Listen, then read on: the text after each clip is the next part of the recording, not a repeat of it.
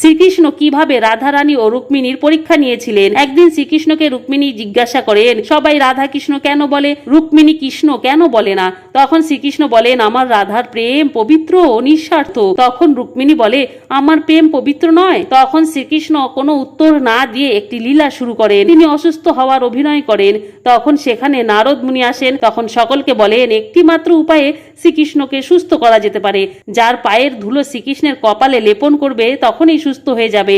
এই কথা শুনে কেউ রাজি হয়নি।